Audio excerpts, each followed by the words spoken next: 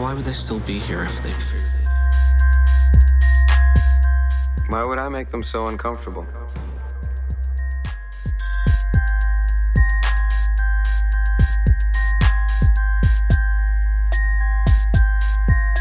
Who are you people?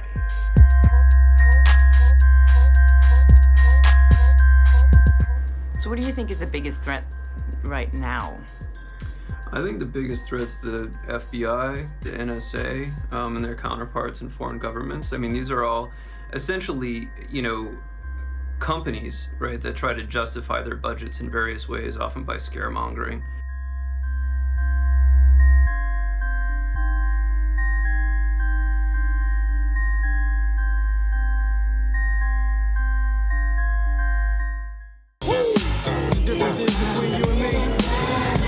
I make this look good. What are the Men in Black? People have been reporting their own Men in Black experiences and eyewitness accounts since the beginning of the UFO cover-up history. The burning question in most people's minds surrounding the infamous MIB accounts is, what are the Men in Black? Well, the Men in Black is a concept that's been in the UFO field since really the beginning of the UFO field, essentially. And there's a weird thing about it because there's always been two different components to this phenomenon. There are cases where a UFO witness or someone who has some connection to the UFO phenomenon is then accosted by usually two individuals, often in pairs, sometimes singular, sometimes even more than two, but often two. And there are times when very ordinary, human-looking intelligence types approach someone and either warn them off of their investigation or will actually make it very clear to them that they're dealing with a UFO phenomenon. But in all cases, the idea is to scare off or intimidate the witness so that they don't pursue whatever it is that they're looking into. Yeah, it all seems pretty horrible, especially if they threaten you or threaten your family, and you're not sure if they're from another planet or not. Historical accounts of the Men in Black recall the overwhelming sensation of fear experienced by those who have had prior encounters with UFOs or something out of the extraordinary. This fear is a tool used to suppress an incredible UFO event from the public. What are their true goals? Are they outdated military relics from the past, or are they covertly influencing today's society through misinformation, fake news? The earliest recorded encounter with a man in black was in 1947. Harold Dahl, a conservationist, was near the shore of Murray Island in Washington. Dahl's job was to retrieve serviceable lumber that was often just floating around in the water back in those days. And he would bring it back and that would be their business. That's their business model. And so Dahl is out in a boat for this purpose with his teenage son and dog, actually. And he sees 6 discs.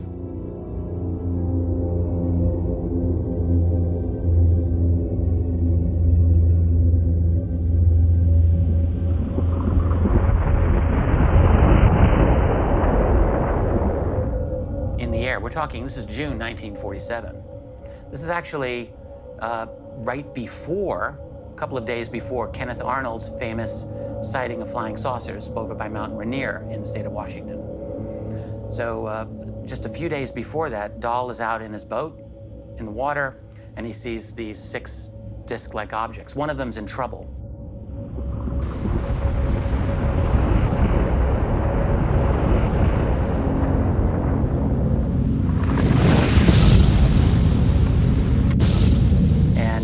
Wobbling, and it seems to be losing its stability.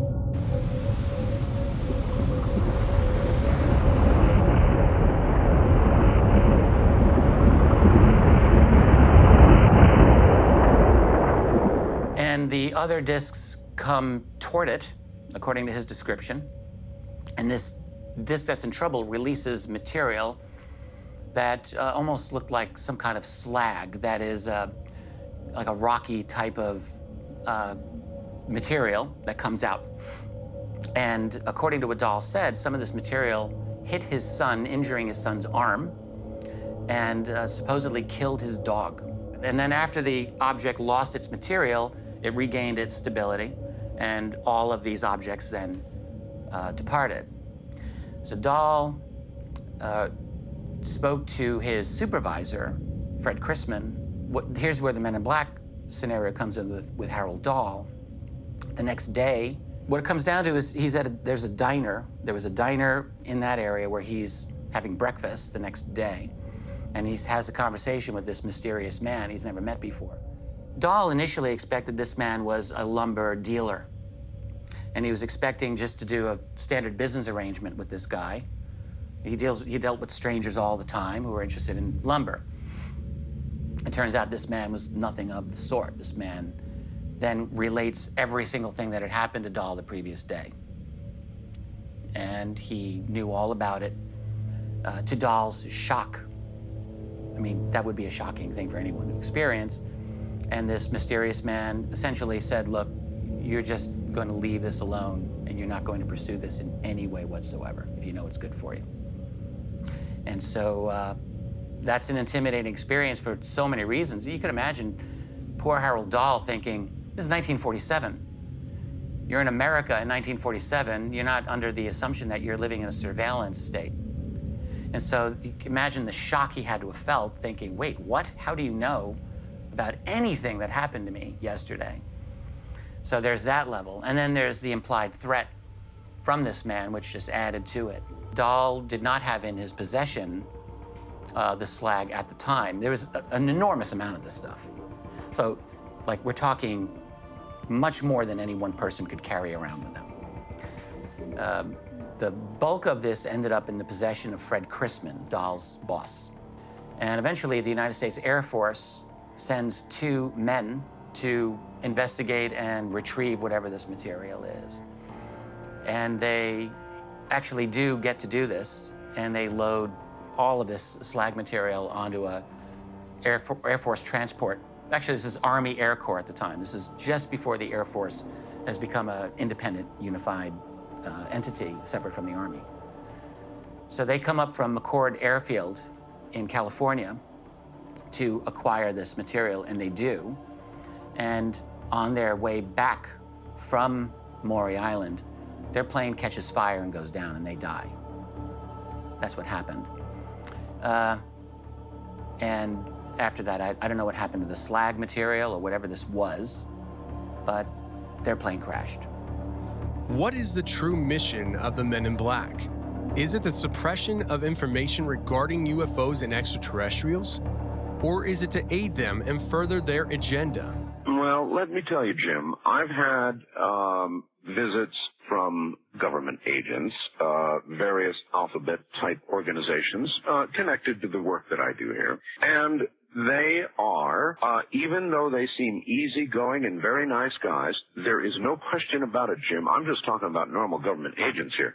In black suits, you know they're carrying, they've got a sort of a serious, we're here and you don't want to mess with us kind of attitude about them. And even though they're very nice and very calm, there's no question about the fact that there is an aura of intimidation that you could cut with a knife. So relating to the story of a man named Albert Bender, who also had a very interesting experience, which actually coined the phrase Men in Black. Bender was one of the earliest organizers of kind of civilian UFO groups. It was the International Flying Saucer Bureau. It was a publication that was quite successful by 1952 standards, you know, printing out the publication, mailing it out, and getting subscriptions that way. It's not easy. It wasn't easy to do back then. Albert K. Bender founded the International Flying Saucer Bureau in 1952 during the big UFO flap. Now, this is a phenomenon that he had been studying and following for years and decided that there needed to be one centralized location to put all of this information that had been gathered. But he was doing a pretty good job. Now, 1952 was a very big year for UFOs in the United States, a very, very big year. You know, according to Project Blue Book, which was doing investigations and taking reports, that was by far the biggest year they had. Yeah, you could say the Project Blue Book was, you could say the first ATIP, you know, the advanced aerial threat identification program that we've learned about since then. But in Blue Book, they had over 1,500 UFO reports for that year, which is all pre-internet. To get that many reports that people send in that's a lot. A lot of those were very intense military encounters, like very well documented. This is the year that for 2 weekends in a row, flying saucers were seen over the Capitol in Washington, D.C. that summer. It was the summer in which the United States Air Force held an enormous press conference all about this. It was a year in which, if you were to go into Wright-Patterson Air Force Base's Project Blue Book office, according to Edward Ruppelt, who was running it back then, he said, if you were to come in here, you would have thought there was an invasion underway. It was that intense. There were a lot of people in the military who actually believed that the secret was going to come out that year. That's how big it was. So in the midst of all that, you have a young guy like Bender who is investigating this on his own, and he's getting contributions from other writers, and he's got a decent publication going. It's quite successful. Now, this blew up and went international immediately. Within that first year, he already had offices in the UK and also Australia. And you have to realize this is long before the internet and cell phones and our current technology. He was doing all of this through snail mail and, if he could afford it, long distance telephone calls back when you had to pay long distance charges. So on a very limited budget, he was able to make this very large organization that was compiling all of this information on UFO activity at the time, and also producing a newsletter that would get mailed out as well. And then, seemingly out of the blue, in March 1953, he just shuts the whole thing down and just runs away. And no one hears from Albert Bender. He just makes this quick announcement, I'm done, we're not doing this anymore, see ya. Nobody really knew what truly happened. Gray Barker, a writer and publisher at that time, also involved in the UFO community, tried to get some details out of him and published a few scant details during the mid-1950s, but never really got a clear answer. But then in the early 1960s, a little over 10 years later, Gray Barker published a book by Albert K. Bender called Flying Saucers and the Three Men, where Albert K. Bender told his story about what had really happened to him. And 9 years after that, in 1962, Bender wrote a book called Flying Saucers and the Three Men, and he gives the story about why this all happened. Why did he shut it down in 1953? And here's where we get into a definite paranormal description of the Men in Black. Now, what Bender claimed is that he started being visited by three strange men. He would go into his bedroom at night, and all of a sudden, three shadowy figures would materialize through the walls. Now, these figures were very dark in nature. They were wearing hats, almost like a fedora style, and they had glowing eyes. Now, when I first heard this story, coming from a paranormal background like I do, I immediately thought of shadow people, the hat-wearing shadow entities that many people talk about observing and having interactions with.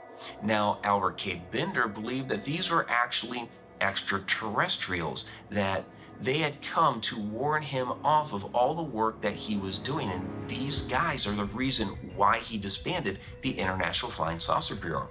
Now, other people hear this story and they believe this is a Men in Black story, that it was the Men in Black that had arrived and warned him off of all of his flying saucer research. Now, with Bender, what he believed that these entities were, that they were ETs, they were extraterrestrials from some other world that had come to our planet to harvest resources down in Antarctica, where they were harvesting these resources out of the water.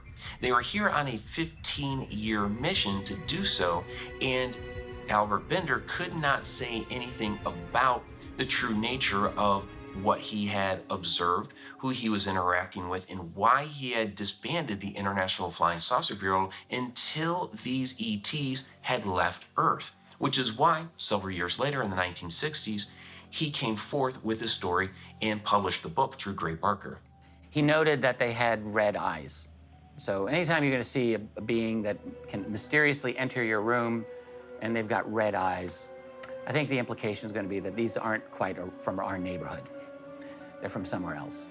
So Bender, you know, it's tough enough for people to accept this ordinary paranormal element of the story. I mean, that's difficult enough. Then he added that they gave him, well, they gave the reason why he couldn't investigate this. And they, according to Bender, they said, well, we're mining in Antarctica. And this is very important, and we don't want you to disturb this and cause us any trouble. And they gave him, according to Bender, they gave him a medallion and stated, when this medallion disappears, that will mean that we're gone. And then you can talk about us. You cannot talk about us until then. And according to that reasoning, the medallion disappeared, I guess, in the early 1960s, prompting Bender to write his book, which was published in 1962. And, you know, I mean, it's not difficult to understand why people would have a very hard time to believe that. Where's the evidence? Oh, well, the evidence disappeared. No medallion. Antarctica, like, especially in 1950s, and, you know, there would be no reason anyone would possibly think that there was work going on in Antarctica, the most remote, desolate part of the planet. Pretty fantastic. Nowadays, there's all kinds of talks and rumors about Antarctica in the UFO field. It never stops. Fully illuminated round object was hovering silently over the missile silo and shining a light down onto it. And then from this dead stop, it shoots off to the east, just like now you see it, now you don't. This planet is being visited by beings from another world. In 1964, Dr. Robert Jacobs was in charge of the optical instrumentation of ballistic missile testing. There, he recorded footage of an ICBM and was surprised to find the extraordinary. Here, he recalls the events in detail. And flying downrange, we got all three stages of powered flight, and as the dummy warhead and the package flew on down range, we were all celebrating the fact that we had seen the thing and accomplished the mission. So another interesting story concerned a man named Dr. Robert Jacobs, who was a highly qualified scientific professional, who in 1964, he was very much involved in film recording of missile launches out of White Sands Proving Ground in New Mexico, where ballistic missiles were being tested. And what they would do is they would launch these missiles and then record them.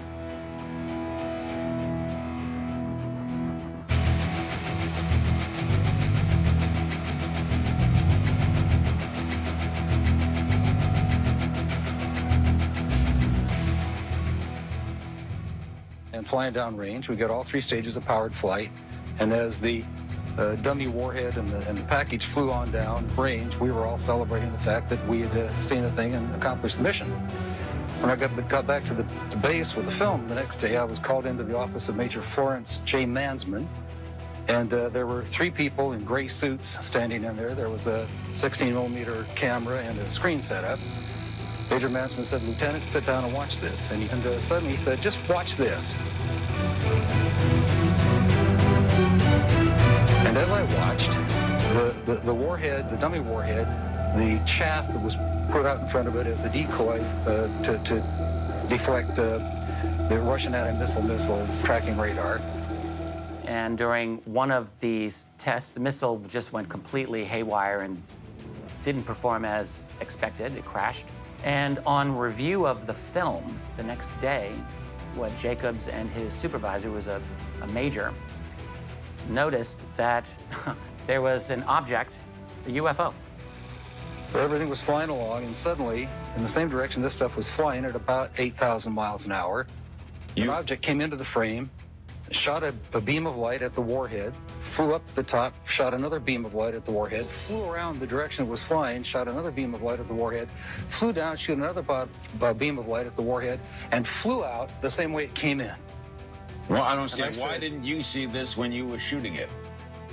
Well, it was 600 to 800 miles away from us.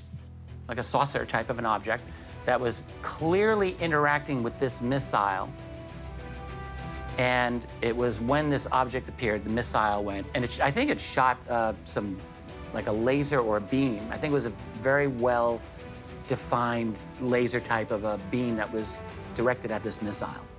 And at that moment, the missile went off course and just crashed.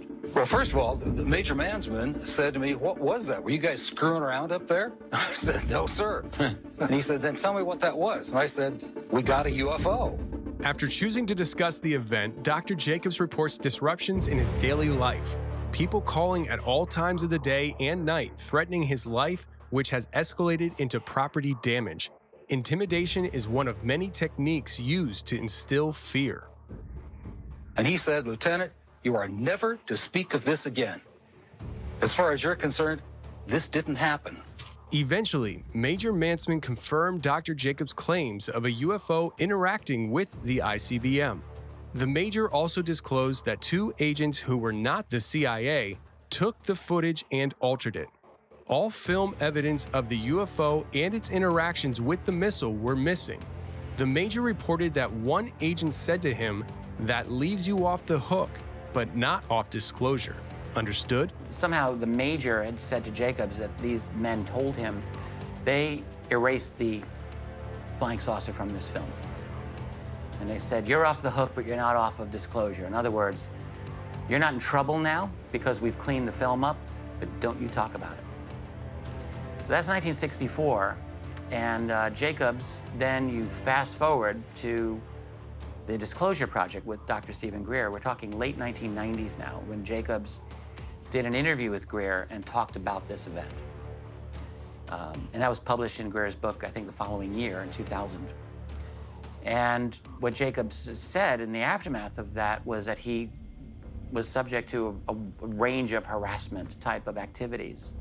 Some of these things would include threatening phone calls at all times of the day, and even to vandalism against his property, property damage, and acts of intimidation of this sort, which, yeah, that's going to intimidate people. So the whole point of this type of activity, obviously, would be to frighten you, the witness, enough to realize you better not talk about this because you're dealing with people who will do damage to you. And, you know, if they can wiretap your phone or if they can threaten you at any time of the day, who knows what they're capable of doing.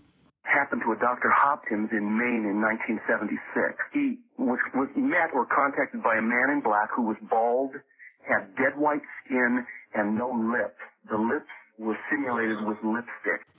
Now, there have been some visits by these types of individuals in which the witness doesn't believe that they're fully human. So there's an odd component to some of these encounters. And in fact, when you really go through some of those descriptions, it's easy to see why people would conclude that. Some of those individuals are described physically as having very pasty skin or very unusual physical features, like very thin, clothes don't fit them properly, odd behavioral characteristics.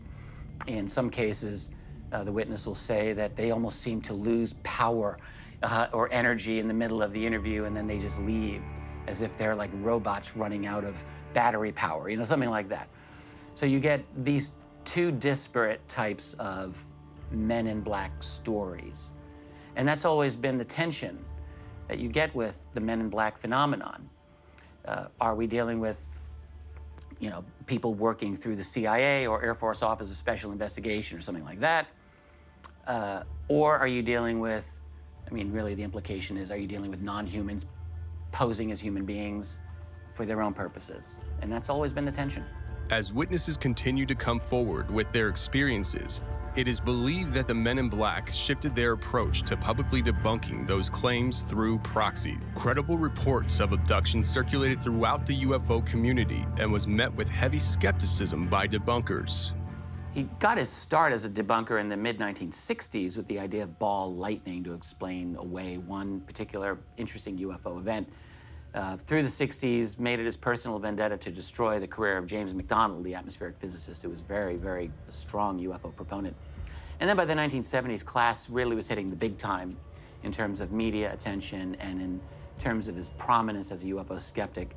Certainly by the 1970s, Philip Klass had become the #1 active UFO skeptic by far. Credible reports of abductions circulated throughout the UFO community and was met with heavy skepticism by debunkers. Are you a debunker of all UFO stories? Well, is that your purpose? I look for explanations. Now, you know, you can look at probably the most prominent skeptic of UFOs during starting from the mid-60s, right through the rest of the 20th century, was a man named Philip J. Klass. Now, Klass wasn't a true man in black, the way that previous men in black were described, you know, coming into your house and threatening you. Klass worked in a different way. He engaged in countless smear campaigns through the media to discredit individuals associated with UFOs, most famously the atmospheric physicist James McDonald, who is really a hero in the UFO field, and rightly so. Klass went after McDonald like a war, a personal vendetta. Klass was someone who was so well positioned through his contacts in Washington, D.C., where he lived and worked. He was a senior editor for a very prominent aerospace aviation magazine, and he was very well connected.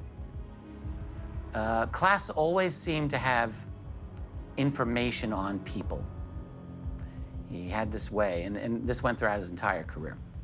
There is no more exciting story that I could write or Aviation Week could publish than to say, at last, we've come across one UFO report that cannot be explained in prosaic terms.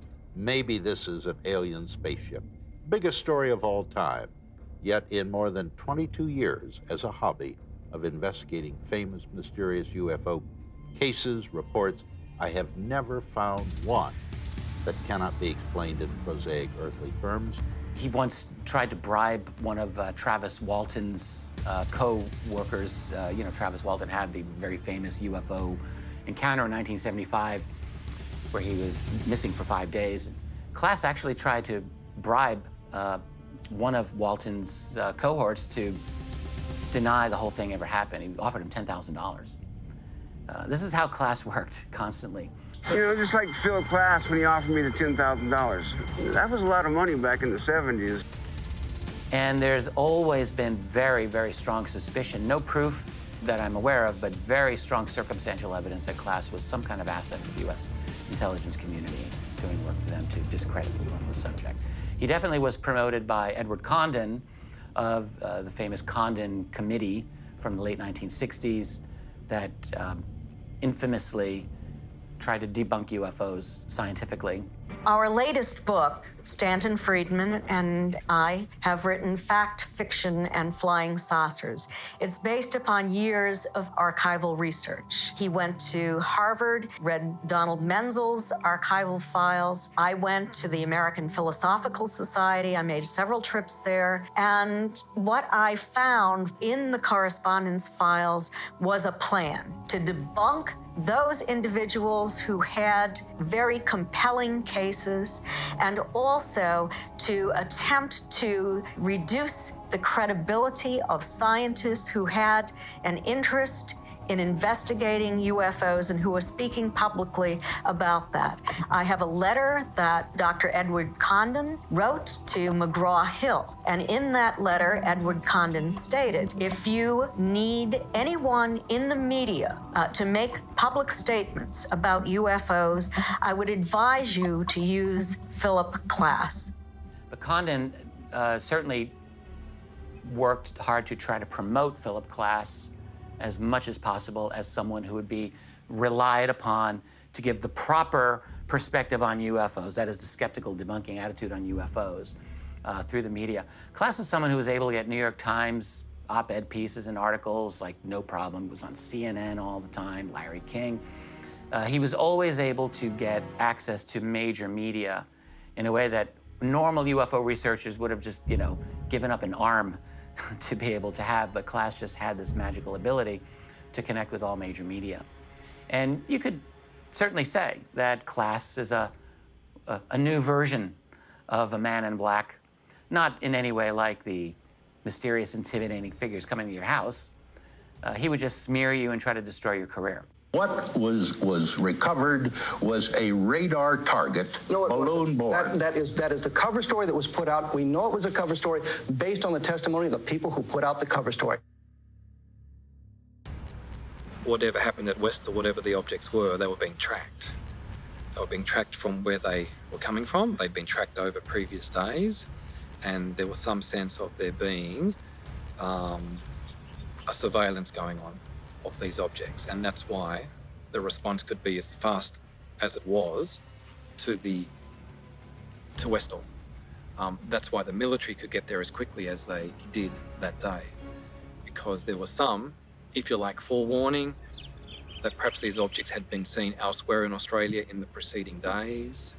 Certainly we have the famous photograph of a UFO taken in the suburb of Baldwin, about 20 kilometres from Westall, just 4 days before the Westall incident.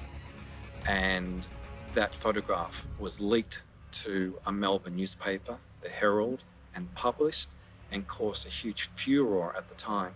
So much so that the person who took the photograph himself, even though he didn't want it published in the newspaper, he gave it to a friend who leaked it. He never wanted it made public, but it was. And it then resulted in the Air Force visiting him at his home. An interview was held with him.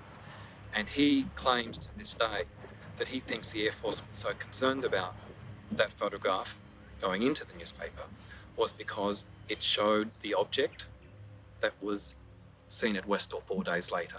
Or there was some connection with whatever that object was that he caught in his Polaroid photograph and with what happened at Westall. So that's an ongoing mystery. How could it be that an object of unknown origin, an object that flew in ways that were completely inexplicable to anybody who witnessed it, how there could be such a rapid response by the military, whether it was the Army or the Air Force? There's another very interesting case in Australia, outside of the city of Melbourne, in the south part of Australia, in a town called Westall. And this is 1966. This is really an incredible UFO incident. I had the privilege of visiting Westall myself some years ago and going to the schoolyard where all of this happened. And the story was, you have all the kids run out of the school because someone saw this UFO coming over the property there. So you got 200 kids of all ages and teachers. There were adults and youths that were watching this. The object, by all of the witness accounts, either landed or almost landed on the property, like very, very low. In fact, one girl, she was like in junior high school age, I think she was like 12 or 13. She got the closest to it, and according to the witnesses, like, she was not ever seen again. She moved far away after this. That's an odd thing. But what we know for certain, there was a science teacher named Daniel who stated that these looked like Australian Air Force came to his house. And there were 2 of them, and they absolutely threatened his career and possibly his freedom if he was to continue talking about this event. Like, they made it clear in no uncertain terms, you're not going to talk about this, or you're going to have some serious repercussions. Remember, the military arrived. The emergency services arrived. There was a response by police, the fire brigade, by the Civil Defence Organisation. There was a response by the Commonwealth Police. There is a report from a witness who was a news stringer at the time that a cordon was thrown up around the streets of Westall by police officers in uniforms that were a little unknown to him, using vehicles that were a little unknown to him, but they looked like police officers and police vehicles. And when he returned to the TV station later that day, he was informed that, yes, they were Commonwealth police officers, not Victorian state police officers, but Commonwealth police officers. So it looks like there was some involvement at that level as well. While I think that it might have started out with a paranormal element, I think it may have been that the government tweaked this and they used it as a psychological operation or a test tube to try out various forms of psychological control.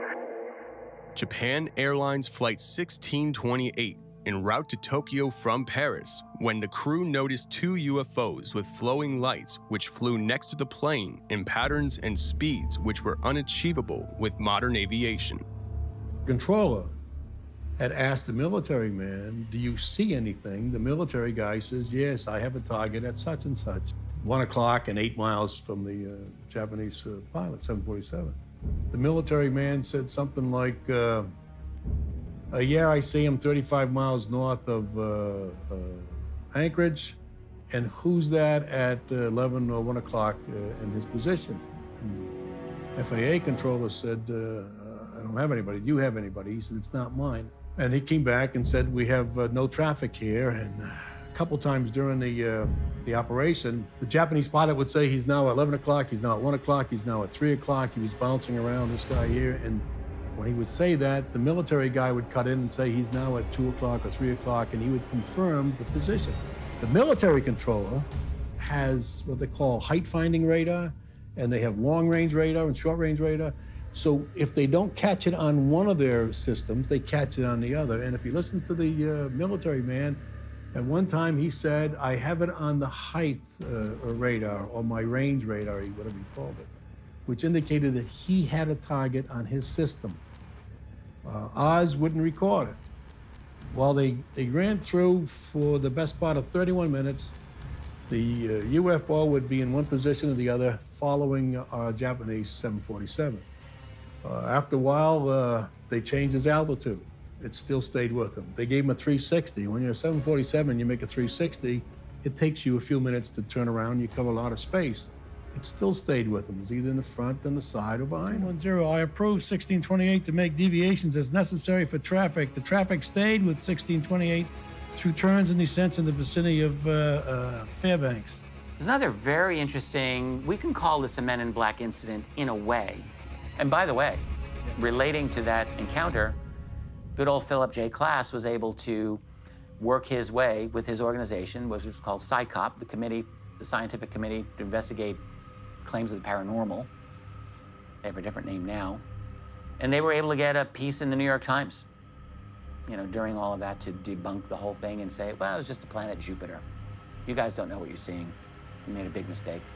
But in 1986, we have an interesting occurrence. On November 17th of that year, there was a flight called JAL, Japan Airlines Flight 1628, from Tokyo, and they were going over the, over like the Arctic Circle area, actually flying down over the state of Alaska, when this entire 29-minute recorded incident occurred, in which this airliner was accosted by an enormous, absolutely enormous object that there's drawings of it by the pilot, whose name was Kenjiro Terauchi.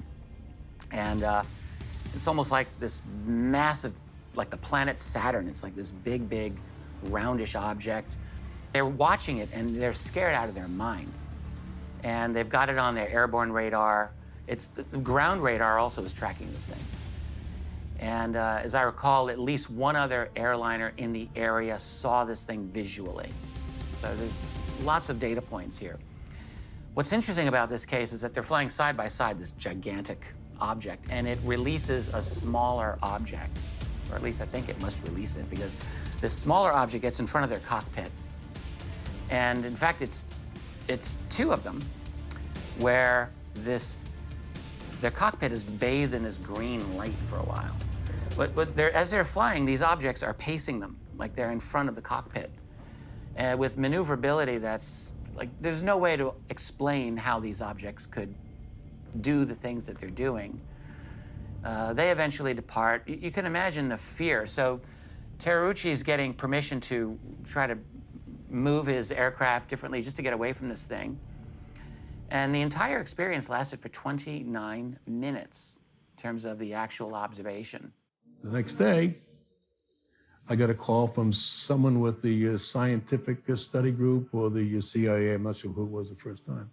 And they wanted to know, they had some questions about the incident. And I had said, I don't know what you're talking about. You probably want to call the Admiral. A few minutes later, the Admiral calls down and says, I set up a briefing tomorrow morning at 9 or 10 o'clock, what it was. In the round room, bring all the stuff you have, bring everybody up there, and give them whatever they want. So that's interesting enough. In the aftermath of that, there was an FAA, a Federal Aviation Administration meeting, where they're discussing this. They've got all the radar data. In this meeting, and this is now according to one of the men who attended, his name is John Callahan, and he was an FAA senior official with the Federal Aviation Administration. And so what happened, according to Callahan's very vivid, explicit testimony, was that at one point these two men in dark suits enter the room. No one knows where they're from. Is it assumed that they're from CIA? I don't think that's ever made clear where these guys are from. But they come in and they confiscate all of the data, and they are warning everyone, you are never, ever, ever going to talk about this ever again. We're taking all of your evidence. Callahan kept his copy. That was the thing. He didn't give it up. He didn't let them know. They didn't ask. I don't think they asked him directly for it. And he just kind of slid below the radar, as it were, in this meeting and left it with his copy of the radar data.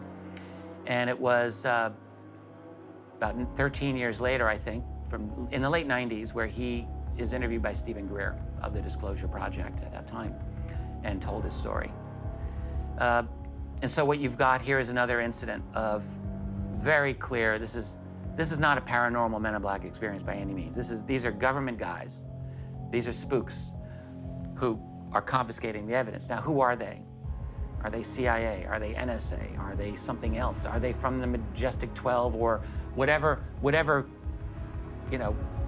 comparable organization it would be to Majestic 12? Maybe it's called Zodiac. That's a very possibility. That's a big possibility. But they're from a group that their job was to take that UFO data. And Callahan is really worth listening to. He's a very upfront, extremely candid, very articulate, very smart man.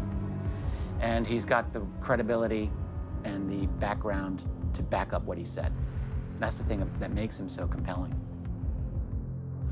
When they read the reports that come through, the FAA has to protect themselves, so you can't say you saw a target, even though this is what he said. So they made him change his report to position symbols, which makes it sound like it wasn't really a target.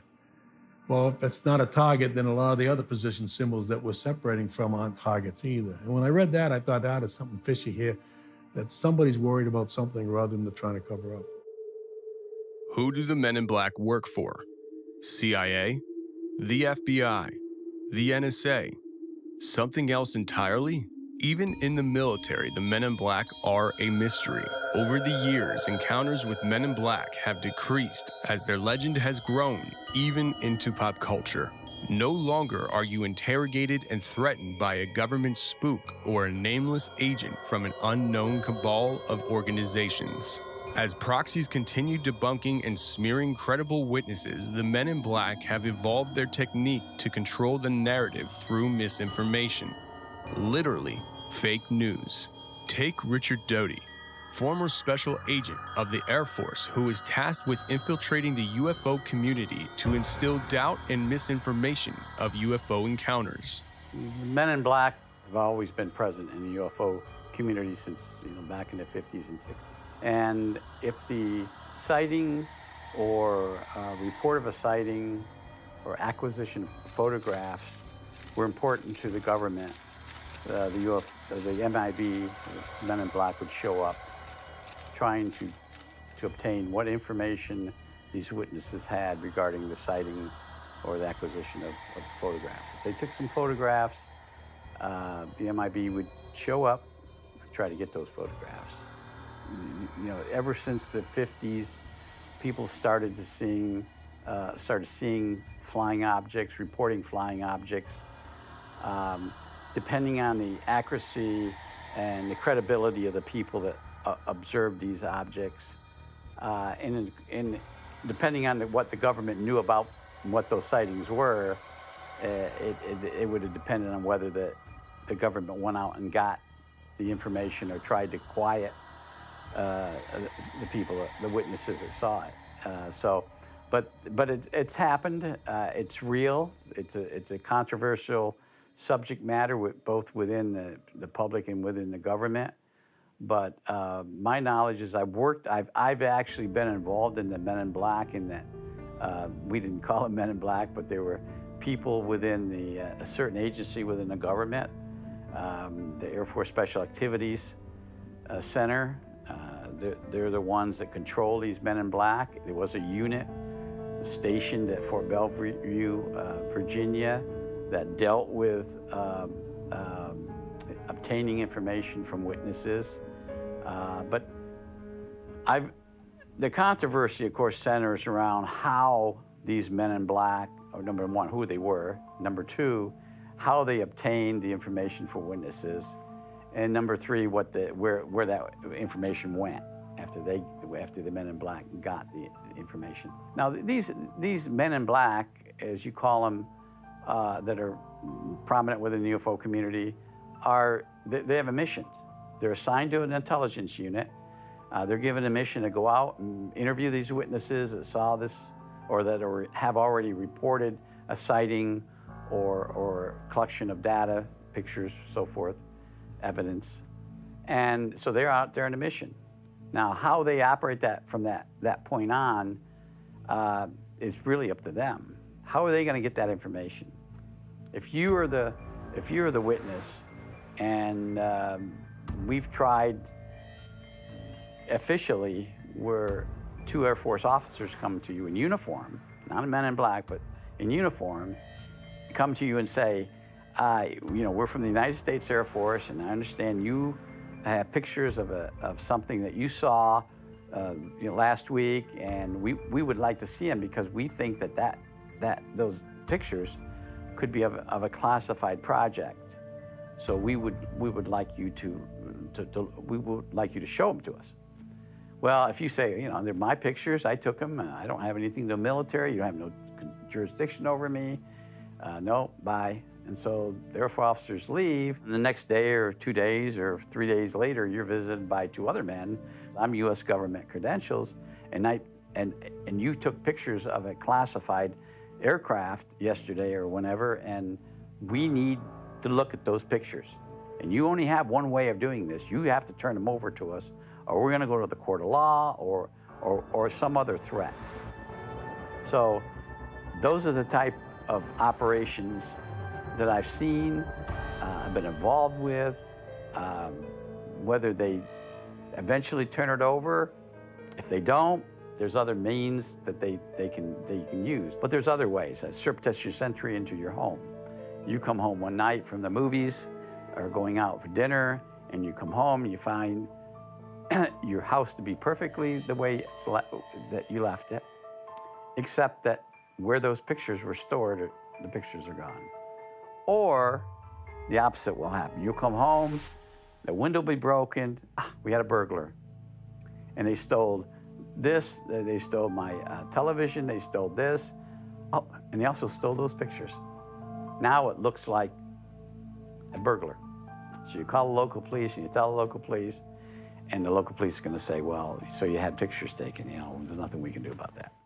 Jody, my girlfriend, woke up frequently seeing tall, black figures in the room looking down on her. Other times it would be simple mysteries, such as coming home to an apartment that had obviously been tampered with. Paul Benowitz was a successful entrepreneur and scientist who lived in Albuquerque, New Mexico. There, he unintentionally stumbled into radio transmissions from a secret military base just beyond the border of his city. Later, this base would become known as Dulce Base. Benowitz was then contacted and influenced by Richard Doty. Little did he know he would become a victim of a mass misinformation campaign that would end in tragedy. Now, there is one person who has called himself a man in black who's very well known in the UFO community, and that is Richard Doty. Now, Richard Doty was a member of the Air Force Office of Special Investigation, AFOSI. That's like the Air Force's their version of the CIA, you could say, their intelligence agency. Part of his job was to protect U.S. Air Force technology, secrets, and things like this.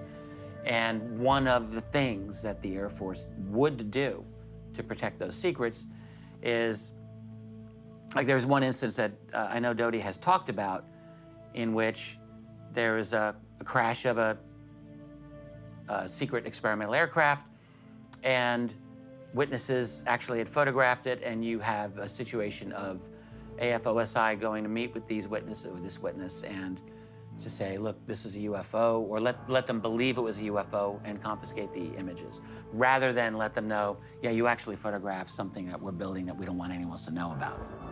Don't you think it's a UFO? Do you ever see a craft operated like that? You just have to put that idea in their minds. And I go back to the Paul Benowitz case, which I was involved with. Paul was already a believer. And what he was doing is he was taking pictures of the U.S. Air Force highly classified drone projects. The project was highly classified. I went to Paul, and Paul was already a believer. He was already a member of MUFON. So it was very easy for me. I said, what do you think it is, Paul? He said, I think it's a UFO. I think it's alien craft. I said, you know what? Could very well be. That's all I had to say.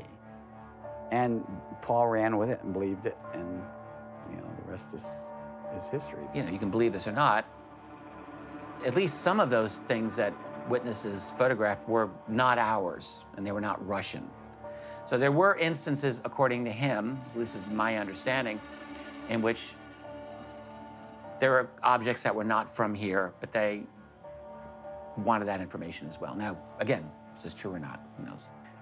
We were able to, and this isn't classified anymore, one of the things that Paul Benowitz had also kind of stumbled into by recording signals was our ability to shoot a laser at a ground-based laser station up into space, and as the Soviet satellite came over, that laser would hit the lens and blind the satellite while it's going over a certain base, preventing that satellite to take pictures of a base. Now, there was a satellite base at Kirtland Air Force Base and one out at Groom Lake. It was actually two out at Groom Lake, one at their different locations.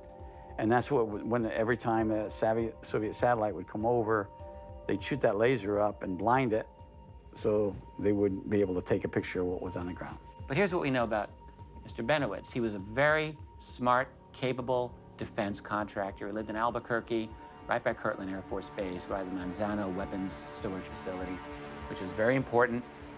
And his office was right across from there. And he witnessed things that he believed were very strange. We're talking 1979, 1980. And Benowitz was a real patriot. And he contacted the Air Force. He said, look, I'm recording things over there that these are like UFOs. And he openly told them. I think we're talking November 1980. And this is when Doty gets alerted to this, and he is sent along with other individuals. Doty's not the only one. They go to visit Benowitz to find out, like, what does this guy have? And the reality, apparently, is that Doty and Benowitz became genuine friends. I mean, probably his job was to befriend Benowitz, but I do think that they actually ended up liking each other. But Doty was working Benowitz, and his job absolutely was to protect any secrets that the folks over at Kirtland needed him to protect. That was his job. So, according to how Doty has often told this story, and I think this part we can say is true, Benowitz was a very, very strong UFO believer to start with. And even before he was seeing things over by Kirtland, he was involved in at least one, let's call it an investigation of a cattle mutilation incident and abduction relating to a woman named Myrna Hansen, who went through hypnotic regression, I believe, in fact, by Dr. Leo Sprinkle, who's a very well-known individual in this. And Benowitz was there, and Myrna Hansen was regressed, and she gave a very detailed account of of being taken to an underground facility. It's like very heavy-duty stuff. So Benowitz was deeply involved in all of this. Then he sees so he sees things and he's recording emissions that he believes are like a form of alien communication. So with that, Doty and his team go to talk to Benowitz. And did Doty explicitly give Benowitz false information, or did he show Benowitz things and let Benowitz draw his own conclusions? I think definitely the latter happened, and maybe some of the former happened also. For example, there was one story where Doty took Benowitz to Dulce, New Mexico. Now, Dulce has a legitimate history of bizarre cattle mutilations and UFO activity. I've been there myself, and in fact, I spoke to members of the Gomez family in Dulce some years ago. This is a family that lost, I think, over 50 head of cattle to mutilations during that period of time. There's reason to think that it might be beyond human, and there's reason to think that there were definitely human intelligence operators there as well. There's a lot of strange things that happened over at Dulce. So, and over at Dulce, you've got Mount Archuleta and Archuleta Peak. Yeah, I think that's it. So there's these two large structures there, and there have long been rumors of underground facilities there, and in fact, I think that there probably were underground facilities there. I recall distinctly speaking to Edmundo Gomez many years ago. He was the son of the senior Gomez at the time, and Edmundo told me, he said, look, in the early 70s, we could hear all kinds of construction sounds coming out of there, and we all believed, he said, that there was some kind of construction going on at Dulce. That's his opinion. In any case, Doty, at one point, takes Benowitz either on a helicopter or aircraft, I can't remember which, and they fly around Archuleta Peak. And Benowitz draws the conclusion that there is an underground base there. And I think this is how Greg Bishop wrote about this in his study of this called Project Beta, that there were like these fake artifacts put up by the Air Force to make Benowitz think that there was all of this activity going on and make him think there was a big UFO thing happening there. And also to lead him away from his fixation on Kirtland, to get him to look at Dulce. That was part of this, at least according to Bishop's research. Roger, we copy. We're moving this forward. Penniston never talked about any of that taking place until after he went under hypnosis, and that's when it came out that he had sodium pentothal used on him, and he was interrogated. But he told them what happened and wrote it down, and they came back and gave him a statement on what he was going to give to the chain of command. On December 26, 1980, Great Britain's most notorious UFO incident occurred at a United States Air Force base in Rendlesham Forest. Security personnel Jim Penniston, John Burroughs, and Edward Cabansag were alerted by radio that a UFO was seen moving in the forest on the perimeter of the base. They made their way out to the edge of the forest, and as they made their way in, eventually they stood right in front of something they could only describe as being from out of this world. This small triangular metallic craft had strange symbols etched into its surface. It emanated a vibrant glow that lit up the canopy of the forest, and it was almost soundless. It is said that the craft took off in an instant from the forest floor as if it disappeared into the night sky before them. These three eyewitnesses made their way back to the base by car, where many other observers of the UFO were stationed. As they arrived, they were surprised to have men in civilian clothing waiting for them. And to quote John Burroughs, "There were gentlemen there with sunglasses who took Jim and Ed off somewhere. We no longer saw them after we traded in our weapons, and I felt betrayed because they wouldn't talk to me anymore.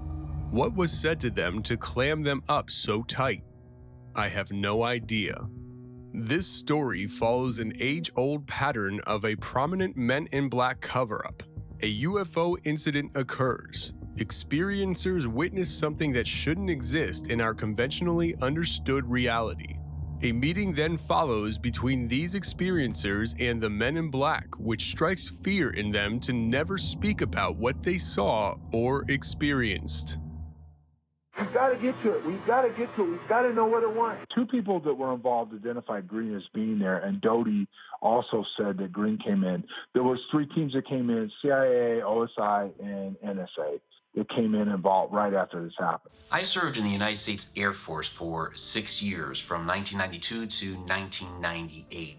First 3 years were at Elmendorf Air Force Base in Alaska, and the other 3 years were at Fort George G. Meade in Maryland, the home of NSA.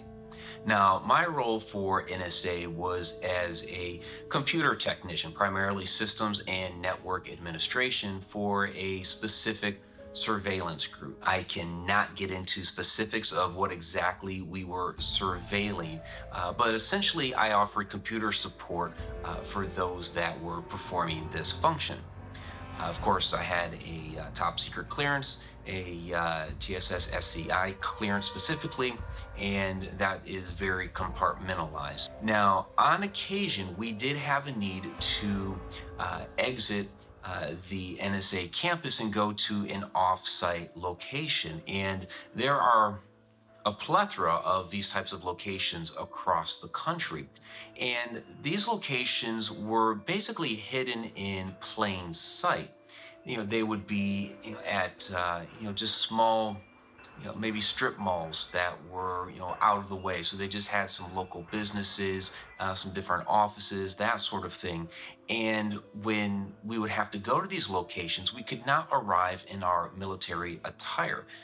They did not want it to be known that this was actually a government operation and the military was involved. So we are required as protocol to dress in black suits and a tie to go to these locations. And I've got actually an email from one of the OSI agents that was involved that confirmed all this. It's telling us to come to it. We can feel it. I personally we have a memory of having that happen to me. Now, there's other people that were there that have talked to me and said they saw me come up, they saw me go into the same place they were involved with and everything else. But my personal recollection, which I have a lot of missing parts, the fact is that different people remember being interrogated. I just don't. And I don't know if they were able to block it all out of my mind, or I don't know. And I've never tried to sell that. The only thing I ever did was that I went out there a second time, and that's when I disappeared for a while. I don't know. I mean, I don't know. Was that an MIB experience? Black helicopters, military abductions that happen. Sometimes people are taken and they talk about then being visited by, military personnel and debriefed about their abduction. So Dan Aykroyd, the actor, the comedian, has a very interesting story about Men in Black as well. And it's funny, I have my own little oblique connection to this, very, very small. But in 2002, Dan Aykroyd had a TV show called Out There. And it was a UFO show. Dan Aykroyd, of course, everyone knows Dan Aykroyd is very interested in UFOs. He's very knowledgeable. He knows this field. He's very sophisticated with it. And he wanted to do a serious treatment of the UFO subject. And in fact, this is 2002, and I was one of the new guys in the field at that time, and I had actually myself gotten communication from his team, and they were interested in interviewing me for this show. So I was excited. I thought, well, this is awesome. Maybe I'll get to meet Dan Aykroyd, and then I discovered, no, the show fell through, no more, and I won't get my opportunity. So what's interesting is that the day that show was canceled has a very interesting story. So according to what Aykroyd said, he's out taking a break, having a smoke outside, and there's a very unsettling man in black who's at some distance, but I don't think that far, who's staring at him. It's unsettling to Aykroyd. The man is dressed in black. He's got a black car. He looks away and then looks over, and the man and the car are gone. apparently in such a way that it didn't make sense to him, that it just disappeared in such a way. Right after that, he's back inside. He gets a phone call from his producer, who tells him, without an explanation, by the way, that the show's been canceled, no more shooting, it's over. End of story. Big mystery. It was, oh, hi, Brittany, sure. Oh, of course, I'd love to. Guy gives me a dirty look. Oh, well, sure. Car gone. That's what happened. And then 2 hours later, we were told we were not to continue taping, and the show was canceled, and none of them would air. I don't know. I mean, I don't know. Was that an MIB experience? So there's a very interesting, let's say creepy video that is available of two apparent men in black. And this has to do with an event that took place at Niagara Falls. Now, I don't know the date of this. The video itself was posted to YouTube in 2013, and it's very interesting.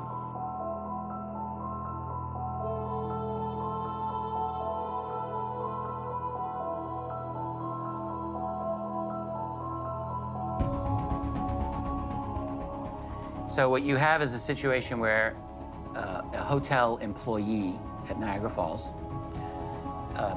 the night before, apparently had shot a very impressive video of a vivid and I think large UFO over Niagara Falls. The very next day, called in sick. And on that day that he had called in sick, there are these very two odd men, very intimidating looking men. And all of this is caught on the hotel security camera. And it's interesting because you see all the hotel traffic, people coming in and out of the hotel. And then you see these two fairly large men in these big black trench coats with hats. And at least one of the people there is like obviously intimidated by them and walks away. You can see that in the video. So they go in. And furthermore, when you see, at least to my view, one of them walked in a very odd way. Like his feet were not positioned the way that you would normally see. If you look carefully, like his feet are positioned in an odd way. In any case, what's interesting about the video is you have one person primarily, but there's two people in this video talking. But these are the hotel employees, and they're describing what happened in this encounter.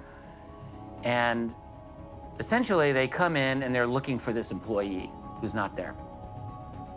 And they scare the hell out of this one woman who's working there. She gets to deal with these two giant men in these big black trench coats with these enormous blue eyes that never blink, according to her. And they're scaring her to death, asking for this guy. And she actually just broke down crying during the encounter, apparently. According to the person telling the story, who's another employee, a coworker of hers. They wanted this film. They wanted this video. And they, you know, what's very interesting is that you've got this recording on a hotel security camera. And the only, you know, what's going on here? It's either a massive hoax that the entire hotel staff wanted to participate in and create this thing. All right, I suppose that's a possibility. Or it's true, or it really happened the way that it seems to happen. And I don't know what to say about it. You know, I don't know the names of any of the people, and have they been interviewed subsequently? Do we have names? What happened to the employee? What happened to the film that he shot, the video? There's a lot of unanswered questions in this story. Like, we just have to acknowledge that. On the other hand, when you look at this, you listen to it, look, I just have to say, it sounds potentially believable. And I have to leave it at that. I don't know what my full determination is on this for all time, but I certainly will admit it catches my imagination. It really makes me wonder if it actually did happen. And he said they were wearing black suits, black trench coats. They were wearing like the old-fashioned Federo hats. They had extremely, extremely pale skin. And he said they came in and they asked for you. And I said, I'm sorry, he's actually not working today. And it seemed like they didn't believe me, so they started to walk around the hotel, and shortly after they went to the tour desk. But he goes, they freaked me out, and I really wanted to tell you that there were these weird guys in here looking for you. UFO encounters have been mired in suppression, skepticism, and covert tactics termed the truth embargo. This truth has now been considered credible and worth investigating by the Department of Defense.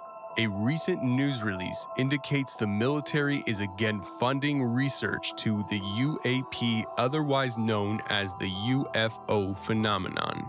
If there is a long history of information suppression quite evident, then should we trust the newfound interest in the UFO phenomenon by the US government? Should witnesses and experiencers be the ones in which we look to for information regarding this reality? Perhaps the government should be the safe place to consider relevant information on the topic. If that is the case, then the US government will have to regain the public trust and undo decades of the truth embargo enacted by the men in black. The government would have to admit to the said suppression of information in the past, provide reparations for those targeted by the men in black, release all the credible documentation that has been scrutinized by the US Department of Defense over the past 70 years, and finally, provide a clear explanation for how this should affect everyone's belief system going forward. We are not alone. The real question is, will the powers that be ever stop using men in black tactics to control the narrative?